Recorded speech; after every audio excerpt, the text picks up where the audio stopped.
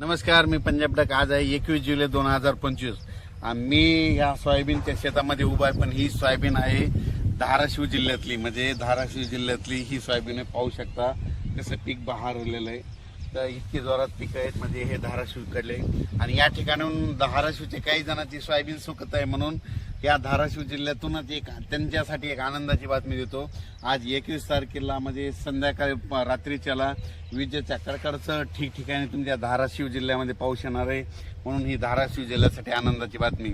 लातूर जिल्ह्यात देखील पाऊस येणार आहे, नांदेड जिल्ह्यात देखील येणार आहे, त्याच्यानंतर सोलापूर जिल्ह्यात येणार आहे, अहिल्यानगर येणार आहे, इकडं सांगलीकडे येणार आहे, साताऱ्याकडे संभाजीनगर आहे, जालना जिल्ह्याकडे आज येणार आहे, परभणी जिल्ह्याकडे, बीड जिल्ह्याकडे, त्याच्यानंतर हिंगोली, त्याच्यानंतर बुलढाणा जिल्ह्यात देखील आहे, त्याच्यानंतर जालना, संभाजीनगर, जळगाव जिल्ह्यामध्ये, नाशिक जिल्ह्यामध्ये कोकणात जोरदारच पडणार आहे, म्हणून हे लक्षात येतं. म्हणजे सांगायचं झालं तर 21, 22, 23च्या दरम्यान आता हे जे जिल्हे सांगितले त्या जिल्ह्यात चांगला पाऊस पडणार आहे.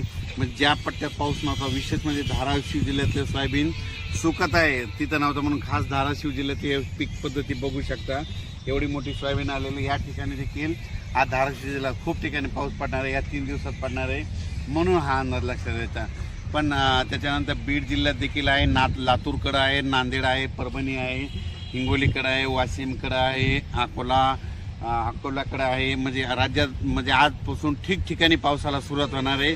म्हणजे जवळपास जिल्ह्याच्या जवळपास 50% भागात तरी आज बऱ्याच ठिकाणी पाऊस पडेल. आजच्या पेक्षा म्हणजे 22 तारखेला आणखीन याची व्याप्ती वाढत जाणार आहे, 23ला आणखीन जास्त वाढणार आहे. म्हणजे सांगायचं झालं तर या 4 दिवसामध्ये 21, 22, 23 आणि 24च्या दरम्यान म्हणजे ह्या धाराशिव जिल्ह्यात सगळीकडेच पाऊस पडून जाईल आणि सगळ्यांचं जे सुकलेलं सोयाबीन आहे ते चांगलं दिसणार आहे, म्हणून हा अंदाज लक्षात यायचा. अचानक वातावरणात बदल झाला तर लगेच एक मेसेज दिला जाईल. पण राज्यामध्ये आता 21 पासून ते 28 जुलैपर्यंत 8 दिवस दररोज वेगवेगळ्या भागात पाऊस पडणार आहे आणि संपूर्ण जिल्ह्यात सगळीकडे पडून जाणार आहे हे 8 दिवसात, म्हणून हे अंदाज लक्षात यायचा. एकदा सगळीकडे पडणार नाही, आज काही ठिकाणी पडून, उद्याच्याला काही ठिकाणी पडून, परवाच्याला काही ठिकाणी पडून पाऊस येणार आहे, म्हणून हे अंदाज लक्षात घ्यायचा. अचानक वातावरणात बदल झाला तर लगेच एक मेसेज दिला जाईल. धन्यवाद.